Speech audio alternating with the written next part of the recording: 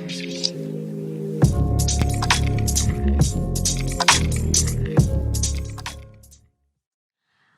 teman-teman semua, di videoku kali ini aku bakalan ngelanjutin nih pembahasan tentang lembaga negara berdasarkan Undang-Undang Dasar tahun 1945 ya.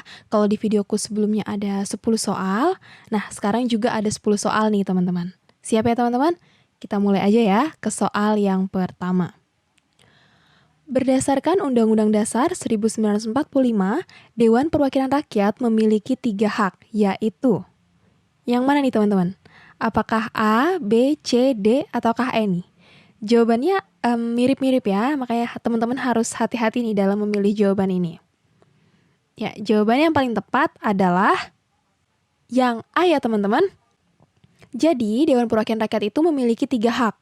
Hak mengajukan pertanyaan, hak menyampaikan usul dan pendapat, dan juga hak imunitas. Nah, ini berdasarkan pasal berapa sih Kak? Kita lihat pembahasannya ya teman-teman. Oke, ini dia. Sesuai dengan pasal 20A ayat 3 Undang-Undang Dasar tahun 1945.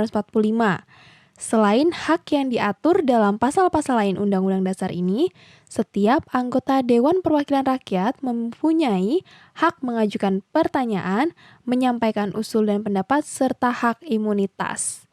Nah, mungkin untuk hak mengajukan pertanyaan dan menyampaikan usul pendapat itu udah nggak asing lagi ya. Nah, sedangkan untuk hak imunitas nih, mungkin ada teman-teman yang belum tahu ya. Hak imunitas adalah kekebalan hukum.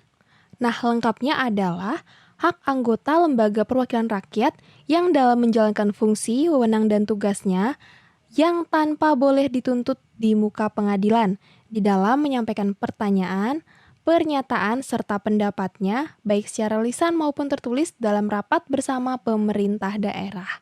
Oke, teman-teman. Kita lanjut ya ke soal yang berikutnya. Presiden berhak menetapkan peraturan pemerintah sebagai pengganti undang-undang yang harus mendapat persetujuan Dewan Perwakilan Rakyat.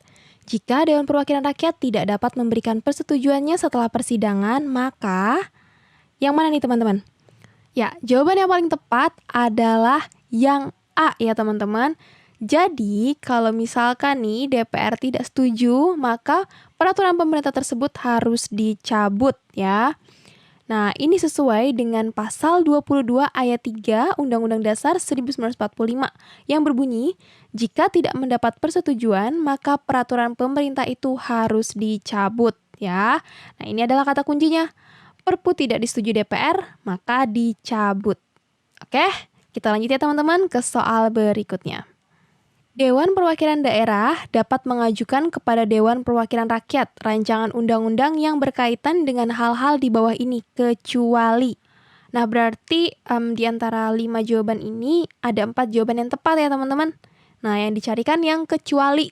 Oke, berarti yang bukan merupakan rancangan undang-undang yang dapat diajukan oleh DPD kepada DPR. Jadi jawaban yang paling tepat yang mana teman-teman? Yang sekiranya kalau misalkan kita tebak-tebak tuh yang kurang masuk di logika kita lah. Yang mana teman-teman? Yang E ya, kesejahteraan Indonesia. Nah, kita lihat pembahasan lengkapnya ya teman-teman. Nah, ini dia. Sesuai dengan pasal 22D ayat 1, DPD dapat mengajukan kepada DPR rancangan undang-undang yang berkaitan dengan otonomi daerah, hubungan pusat dan daerah, pembentukan dan pemekaran serta penggabungan daerah, pengelolaan sumber daya alam dan sumber daya ekonomi lainnya, serta perimbangan keuangan pusat dan daerah. Oke, ini ya perlu teman-teman ingat-ingat baik-baik. Oke, teman-teman, kita lanjut ya ke soal berikutnya. Apabila Dewan Perwakilan Rakyat tidak menyetujui rancangan anggaran pendapatan dan belanja negara yang diusulkan oleh Presiden, maka... Nah, ini tadi aku udah bahas nih di video pertamaku ya, video part 1 tentang lembaga negara. Yang mana teman-teman jawabannya? Jawabannya adalah yang E ya, pemerintah menjalankan anggaran pendapatan dan belanja negara tahun yang lalu. Nah, ini sesuai dengan pasal 23 ayat 3. Oke teman-teman, apabila Dewan Perwakilan Rakyat tidak menyetujui rancangan anggaran pendapatan dan belanja negara yang diusulkan oleh Presiden, pemerintah menjalankan anggaran pendapatan dan belanja negara tahun yang lalu. Oke ya, diingat baik-baik teman-teman.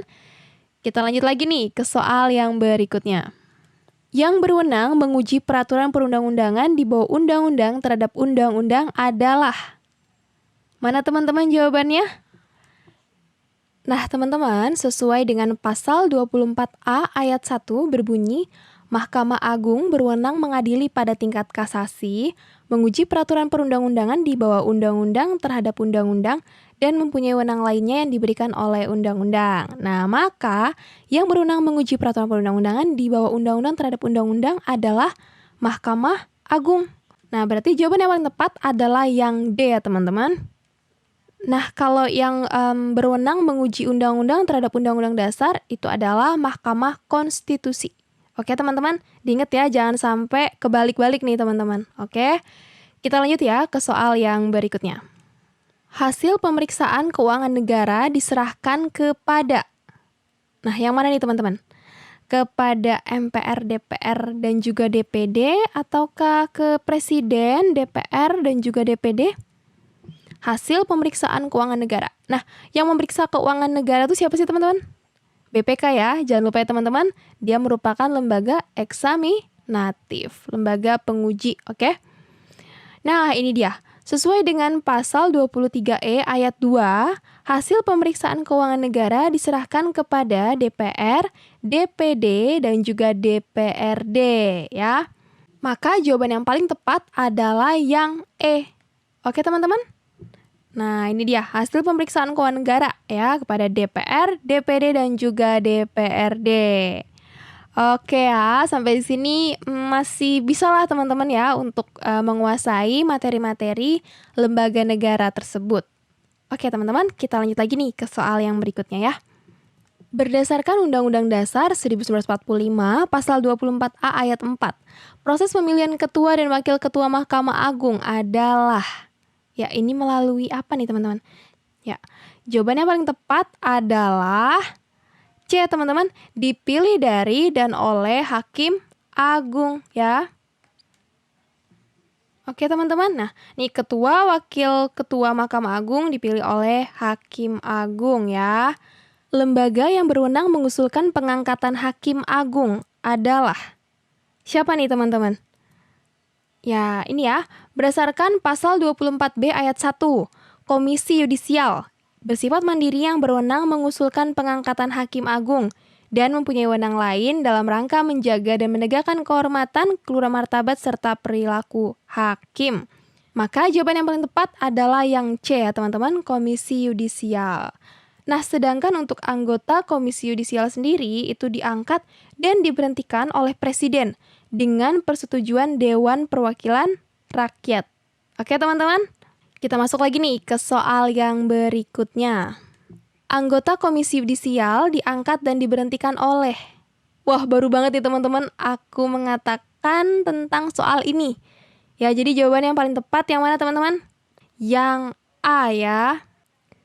Presiden dengan persetujuan Dewan Perwakilan Rakyat. Nah, ini ada di pasal 24B ayat 3. Anggota Komisi Yudisial diangkat dan diberhentikan oleh Presiden dengan persetujuan Dewan Perwakilan Rakyat. Oke teman-teman, nah sekarang kita masuk nih ke soal yang terakhir nih untuk video part 2 tentang lembaga negara ya. Lembaga yang memutuskan pembubaran partai politik adalah yang mana teman-teman? Pembubaran partai politik itu dilakukan oleh Mahkamah Konstitusi ya. Nah, ini sesuai dengan pasal 24C ayat 1. Mahkamah Konstitusi berwenang mengadili pada tingkat pertama dan terakhir yang putusannya bersifat final untuk 1. Menguji undang-undang terhadap undang-undang dasar. Oke, yang kedua, memutus sengketa kewenangan lembaga negara yang kewenangannya diberikan oleh undang-undang dasar. Yang ketiga, memutus pembubaran partai politik dan memutus perselisihan hasil pemilihan umum. Nah, teman-teman, kalau misalkan nih Dewan Perwakilan Rakyat memiliki dugaan nih kepada Presiden, misalkan Presiden melakukan korupsi nih. Nah, Dewan Perwakilan Rakyat ini mengajukan pendapat dulu nih teman-teman kepada Mahkamah Konstitusi. Nantinya Mahkamah Konstitusi yang akan memeriksa, mengadili, dan juga memutuskan pendapat dari Dewan Perwakilan Rakyat tersebut. Oke teman-teman, sampai di sini mengerti ya? Nah, Sudah 10 soal nih kita bahas tentang lembaga negara ya. Ini video part 2 aku. Dan aku untuk video pertama dan kedua aku udah membahas teman-teman dari MPR, kemudian DPR, DPD, Presiden, Mahkamah Agung, Komisi Yudisial, dan juga Mahkamah Konstitusi ya teman-teman. Nah setelah ini aku bakalan buat ringkasan nih teman-teman. Ringkasan materi untuk setiap lembaga negara yang ada di Indonesia ya tentunya berdasarkan Undang-Undang Dasar tahun 1945. Oke, makanya teman-teman tetap saksikan video aku dan yang belum subscribe silakan subscribe sekarang. Terima kasih teman-teman sudah menonton dan salam sukses.